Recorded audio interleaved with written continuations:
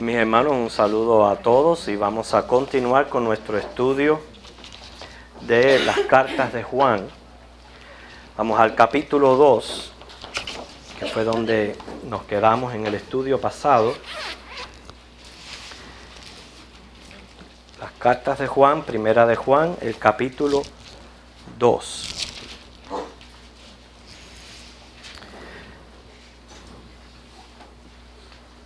El versículo 2 de este capítulo nos dejó una referencia a Cristo como propiciación. Ahora, esto es bien importante porque el pueblo de Israel tenía propiciador, tenía los sumos sacerdotes. Mas, sin embargo, Cristo viene a ser propiciador, pero Él también es la propiciación. ¿Por qué esto es tan importante? No solamente por tener un concepto correcto de la misión de Cristo como Mesías, pero también para ayudarnos a establecer una base para el resto del contenido de esta carta, lo cual nos va a amonestar, nos va a hablar, nos va a advertir, nos va a señalar muy fuertemente acerca del amor. Y por eso es que es tan importante que nosotros tengamos un concepto correcto de lo que es la propiciación y Él como propiciador. Recuerden que este término significa calmar la ira, o sea, intervenir, interceder. Pónganse a pensar en esto por un momento, hermano, porque esto es lo que tiene que llenar mi corazón como creyente, no solamente de gratitud, pero de ese amor que yo necesito para poder cumplir los mandamientos de Dios que están basados en el amor.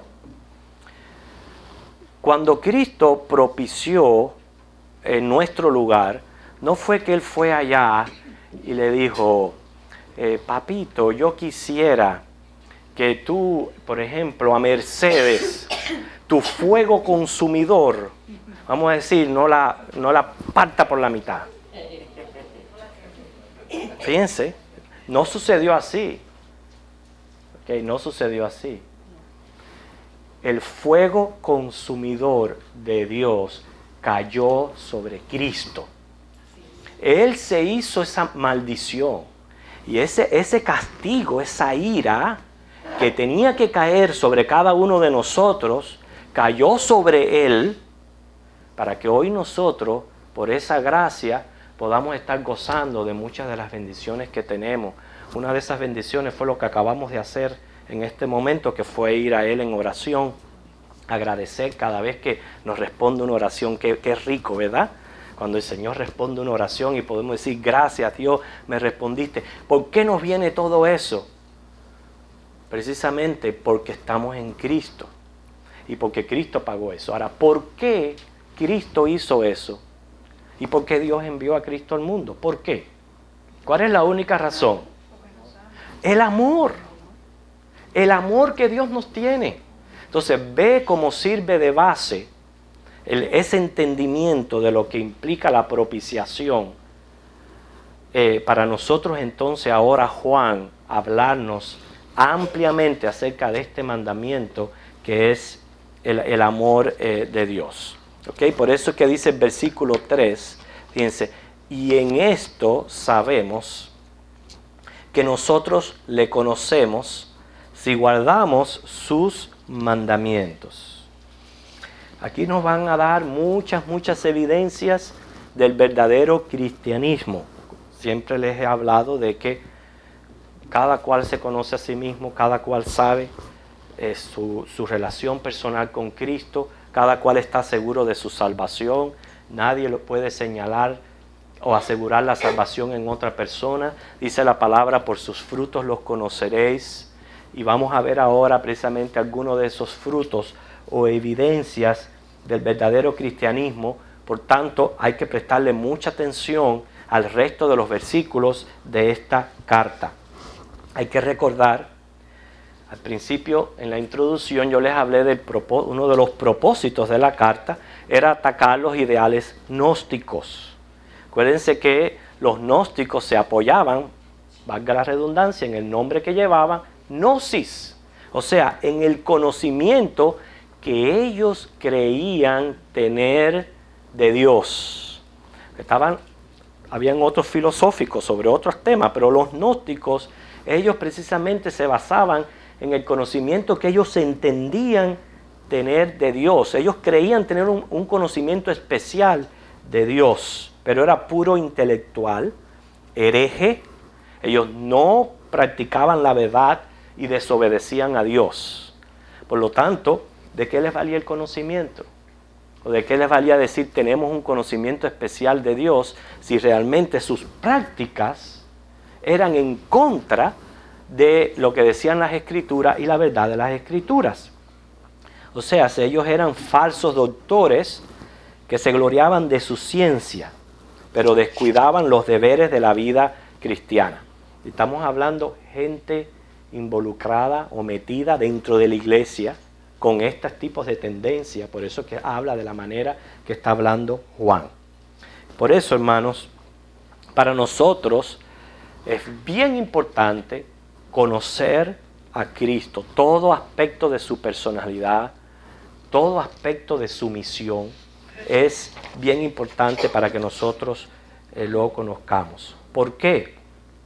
Precisamente en los gnósticos tenemos un ejemplo que muchos dirán Señor, Señor, y no entrarán en el reino de los cielos. ¿Ustedes se imaginan qué sorpresa esa? Pasarse en la tierra practicando religión, haciendo esto y haciendo aquello, y que cuando lleguen y se enfrenten delante del juez no entren al reino de los cielos. Tremenda sorpresa. ¿Ok? Así que por eso es que este versículo, hermano, no es tanto que nosotros conozcamos a Dios, sino que Él nos conozca a nosotros. Usted dirá, bueno, ¿hay algo que escape la omnisciencia de nuestro Señor? No, nada escapa a la omnisciencia de nuestro Señor. Y por eso es que dice, y en esto sabemos que nosotros le conocemos. Claramente una de las evidencias ahí que encontramos es si guardamos sus mandamientos. El Hijo de Dios va a tener una correcta relación con la ley. El Hijo de Dios va a cumplir los mandamientos divinos. Ahora, nosotros no lo cumplimos para salvarnos, porque es obvio, es como dice, es enseñanza bíblica, que la ley no salva a nadie, que la ley no sirve para justificar. Más de una vez hemos aclarado de que nuestra justicia nos viene de Cristo. La justificación está en Cristo. Pero cumplimos los mandamientos, ¿para qué? Para complacer y agradar a Dios, lo cual le agrada a los rectos y los santos. ¿Por qué cumplimos con los mandamientos? ¿Por qué el Hijo de Dios cumple con los mandamientos? Precisamente por su nueva naturaleza. En su nuevo nacer, Dios le ha dado capacidad para guardar estos mandamientos. ¿Okay? Ahora, Cristo resumió la ley basado en ¿qué? En el amor, ¿verdad? En amar primero a Dios y segundo al prójimo. Vamos a ver este resumen de la ley en Mateo 22.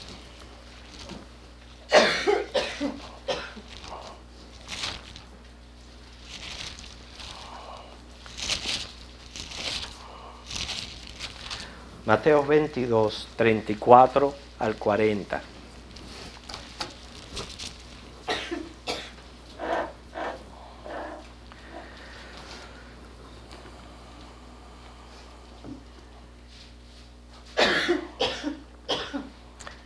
Miren lo que dice. Esto no es nuevo para nosotros, ¿verdad?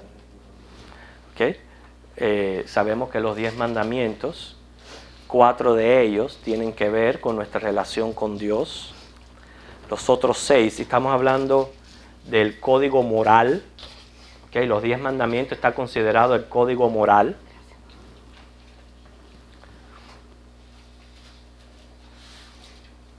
¿Okay? Los 10 mandamientos, el código moral, estaba también el código social que involucraba todas aquellas leyes de convivencia, de higiene, etc. y estaba lo que es la ley ceremonial o religiosa que involucraba todo el sistema sacerdotal y también todas las fiestas. ¿Okay? Jesús, cuando Él vino, Él abolió lo que era la ley ceremonial, o sea, todo aquel antiguo pacto. Él vino a hacer ahora el nuevo pacto.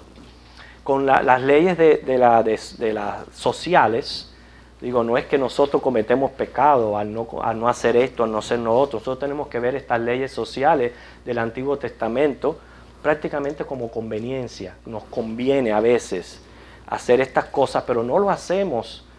Y si las incumplimos no podemos pensar que estamos pecando por el hecho de que yo me comí un cochinito asado. ¿Entienden lo que yo le digo? Ahora, si yo me como un cochinito asado, seguro que estoy atesorando colesterol en las venas. Entonces hay leyes, las leyes aquellas, el Señor las dio y Él sabía por qué lo estaba dando. Pero yo no quiero entrar en un estudio acerca de esas leyes. Lo que estoy hablando es que el Señor no vino a abrogar la ley, Él la vino a cumplir. Estamos hablando ahora específicamente del código moral de los 10 mandamientos. 4 con relación con Dios, 6 para relacionarnos los unos para con los otros. Cómo vino el Señor y prácticamente resumió todas aquellas leyes en 2 grandes mandamientos. Lo cual Él dijo aquí, cuando le preguntaron el 36, Maestro, ¿cuál es el gran mandamiento en la ley? Y Jesús le dijo, amarás al Señor tu Dios con todo tu corazón, con toda tu alma, con toda tu mente. Ahí resumió los 4 mandamientos que acuérdense que involucraba no tener ídolos, no tener imágenes, no tomar su nombre en vano y no violar el día de reposo. ¿Okay? Ahora, este es el primero y grande mandamiento. El segundo dice, es semejante. Amarás a tu prójimo como a ti mismo. De estos 2 mandamientos depende toda la ley y los profetas. El primero es bien fácil. ¿Quién no va a amar a Dios? A la vez que tú eres creyente, a la vez que tú has experimentado la gracia de Cristo y todos los beneficios que recibimos de Él, ¿quién no va a amar a Dios?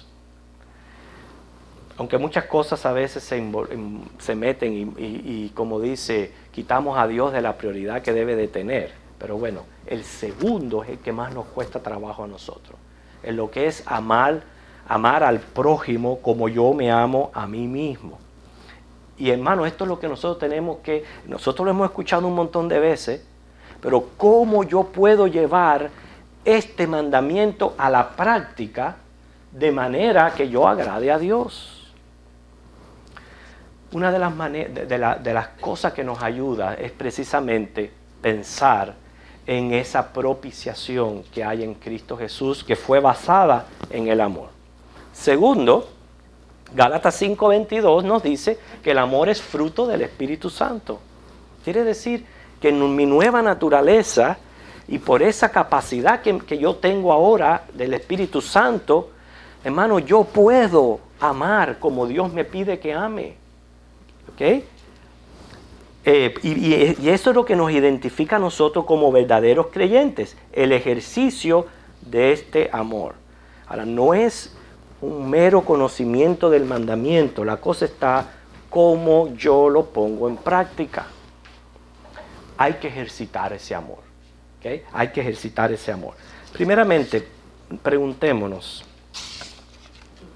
¿sentimos compasión por las demás personas? ¿O somos intolerantes con los demás? ¿Sentimos compasión? ¿Sentimos misericordia de las demás personas? Cuando uno siente misericordia, ya es que uno actúa. No es solamente una compasión que uno siente, sino que ya actúa para resolver y remediar la situación de esa persona que te ha provocado la misericordia. ¿Entiendes? O sea, ya es hacer algo. No es ver una persona ahí como el buen samaritano, ¿no?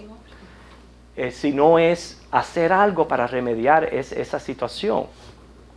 Y muchas veces, hermanos, en mi comportamiento, en la manera que yo me expreso de los demás, como yo me refiero a los demás, va a mostrar verdaderamente cómo está este amor en mí, ¿okay? Y si verdaderamente está siendo perfeccionado. Dice el versículo 4, fíjense. El que dice, yo le conozco, y no guarda sus mandamientos, el tal es mentiroso y la verdad no está en él. Que puede ser que sea un mensaje directo a los gnósticos. Ustedes dicen que ustedes tienen un conocimiento especial de Dios, mas sin embargo miran cómo viven su vida. O sea, no están poniendo en práctica, porque Dios, ¿qué es? Dios es amor. Dios es amor. Su mandamiento es que amemos. Y entonces en esto es que yo voy a comprobar si yo verdaderamente soy un verdadero creyente o si no soy un mentiroso. ¿Okay? Entonces, pero dice, pero el que guarda su palabra, es lo contrario, en este verdaderamente el amor de Dios se ha perfeccionado. Por esto sabemos que estamos en él. Me da curiosidad la palabra se ha perfeccionado. ¿Okay? Eso indica, hermano, que es un proceso. Un proceso que va a tener muchos defectos. Va a tener defectos por lo que somos, porque todavía estamos en una naturaleza pecaminosa. O sea, tenemos que sentirnos incómodos con esto. Yo no les estoy acomodando el hecho de que, concho, el Señor me está mandando que yo ame a mi prójimo. Yo no lo estoy haciendo. Me siento mal, entonces yo no voy a venir ahora y decir, no importa, hermanito, usted se siente así, ¿sabe por qué? Porque usted es pecador. Que yo no los estoy acomodando. Estoy mostrándoles la realidad que hay en ustedes, porque la hay en mí, porque yo soy también un ser humano. Y sabemos todas esas revoluciones que hay dentro de nosotros, que muchas veces somos movidos a compasión, pero otras no. Muchas veces somos selectivos en la manera de nosotros demostrar este amor hacia otras personas. Quiere decir que cuando dice ahí se ha perfeccionado, implica que primero es defectuoso y segundo que es algo que hay que trabajar nosotros, pero también ayudados por Dios. Quiere decir que el Señor nos va a ir ayudando en nuestro caminar cristiano, a ir perfeccionando en ese amor. Y usted lo va a sentir. ¿Usted sabe por qué? Porque estamos hablando de un sentimiento. No estamos hablando de algo que uno se obstina o se obliga a sí mismo. El amor hay que sentirlo genuino. Usted no lo puede obligar. Entonces, cuando yo miro la necesidad de un hermano y me muevo a misericordia y lo estoy sintiendo así, yo lo que tengo que decir, el Señor está perfeccionando su amor en mí. Él lo está perfeccionando. ¿Sabe por qué? Si Dios no hiciera ese trabajo, más bien nosotros estuviéramos inclinados más hacia el odio, hacia irritarnos, hacia el desear la venganza, violencia. Nosotros estamos más inclinados hacia ese lado. Sin embargo, en nuestra nueva naturaleza vemos cómo cambia.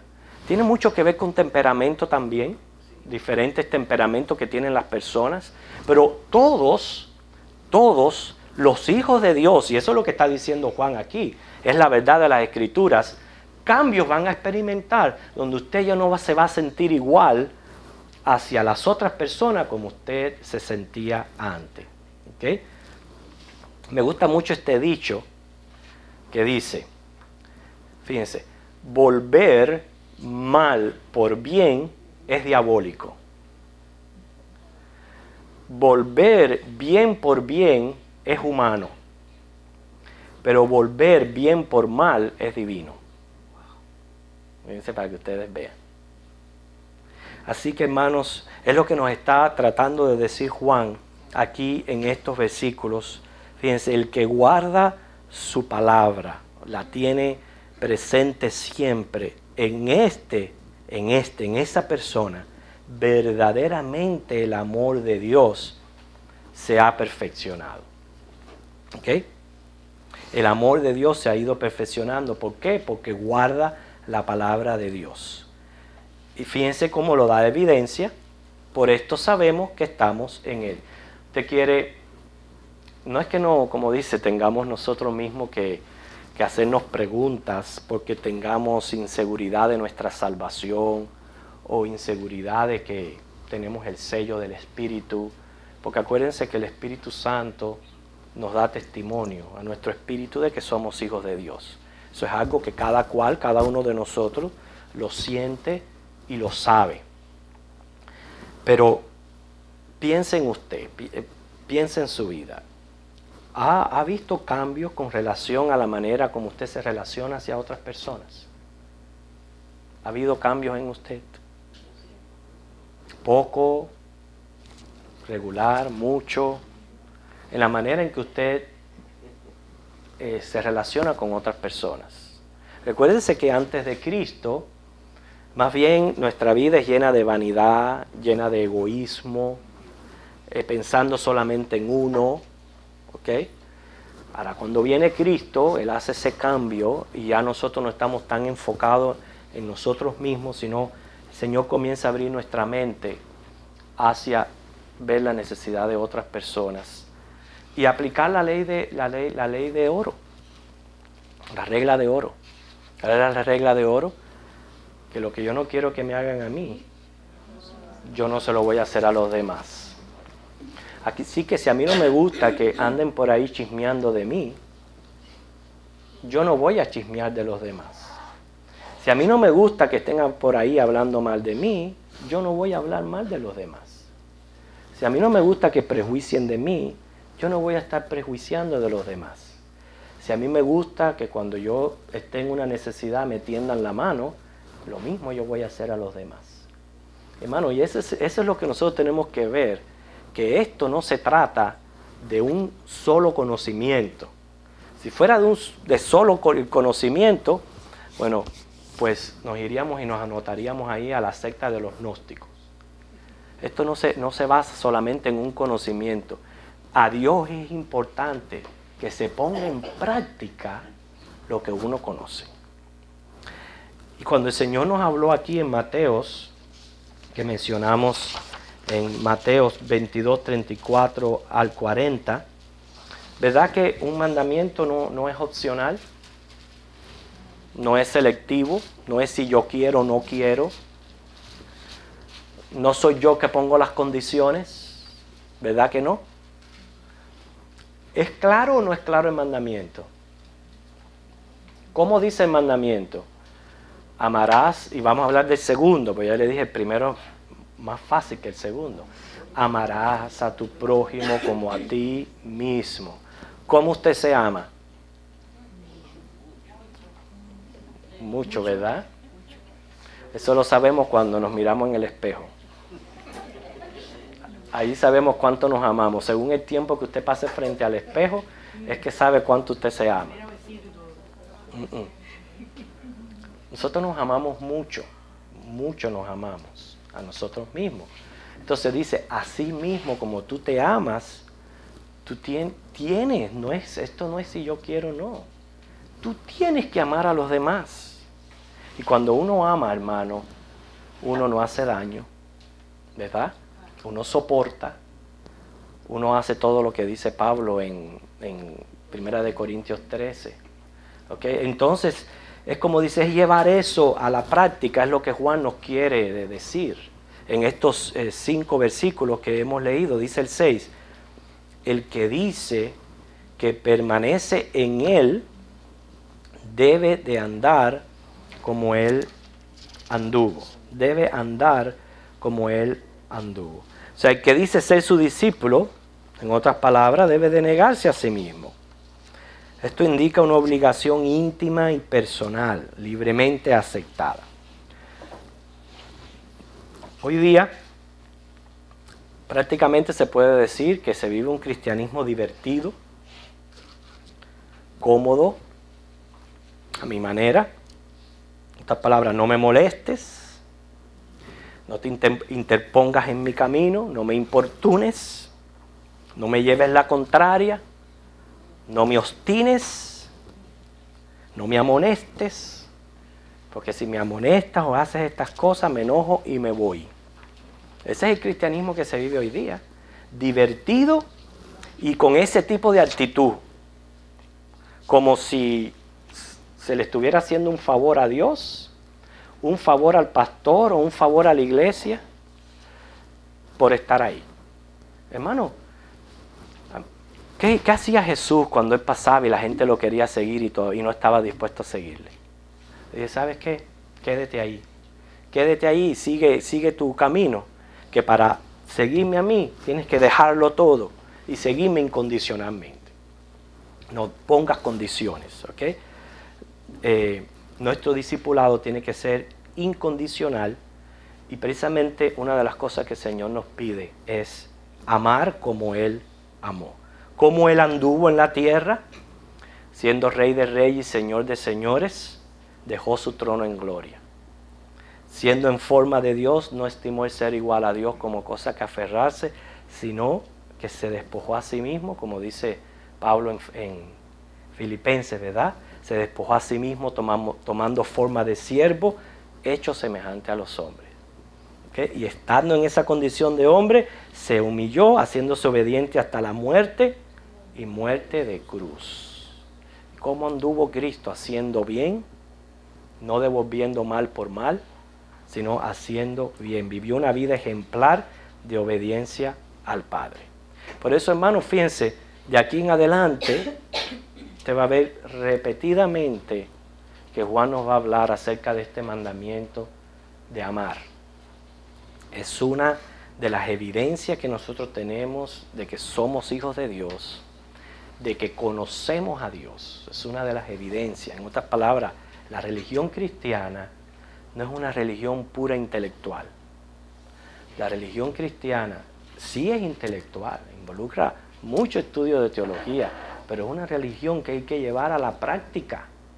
Hay que practicar lo que el Señor dice que nosotros tengamos que hacer. Encontramos dificultades, sí, muchas dificultades. Nuestro amor es defectuoso. Hay que ser consciente y ser realista y ser sincero ante el Señor. Entonces, ¿qué hacemos? ¿Okay? Ore a Dios. Pídele a Dios mucho.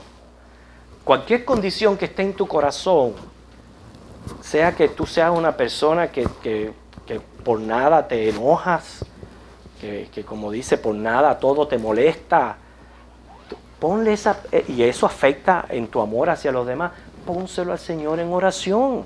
Pídele al Señor que te transforme y cambie tu carácter. Tú vas a ver los cambios que Dios va a hacer en ti. Y eso es lo que tenemos que hacer.